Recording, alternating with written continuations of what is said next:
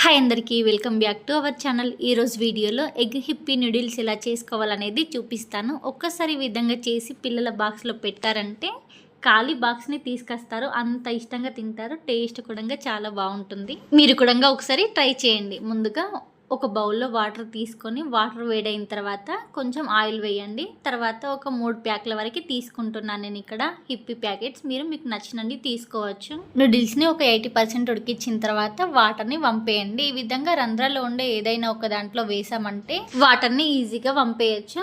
తర్వాత పైనుండి చల్లటి వాటర్ని పోయండి. అలానే ఉంచామంటే వేడితో ఇంకొంచెం మెత్తగా అయిపోతాయి.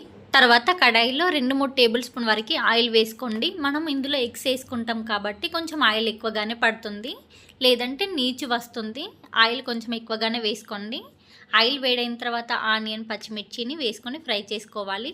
సాల్ట్ కొంచెం తక్కువగానే వేసుకోండి, ఆల్రెడీ మసాలాలో కారం సాల్ట్ ఉంటుంది కాబట్టి. అలాగే ఒక టేబుల్ స్పూన్ వరకు కారం వేసి మొత్తం ఒకసారి కలిపిన తర్వాత ఒక 3 ఎగ్స్ అయితే వేసుకుంటున్నాను. మీరు 2 అయినా వేసుకోవచ్చు. నేను కొంచెం పెద్ద ప్యాకులు తీసుకున్నాను కాబట్టి 3 ఎగ్స్ వరకు వేసుకుంటున్నాను. ఎగ్స్ అనేది మొత్తం ఒకసారి కలిపిన తర్వాత పైన మూత పెట్టేయండి. మూత పెట్టేసిన ఒక 2 నిమిషాల తర్వాత ఈ విధంగా మనకి ఆమ్లెట్ లాగా అవుతుంది. ఇప్పుడు చిన్నగా చేసుకోవాలి, బుర్జీ టైప్లో ఉండాలన్నమాట. అలా ఉంటేనే టేస్ట్ బాగుంటుంది. తర్వాత ఉడికించి పెట్టుకున్న నూడిల్స్ని వేసుకోండి. అలాగే నేను 3 ప్యాక్ల వరకు తీసుకున్నాను చెప్పాను కదా, 3 ప్యాక్ల మసాలాని కూడా వేసుకోవాలి. ఈ మసాలా మొత్తం నూడిల్స్కి పట్టే విధంగా మంచిగా కలపాలి. ఒక స్పూన్తో కలపడం కష్టంగా ఉంటుంది కాబట్టి నేను 2 స్పూన్లతో కలిపాను.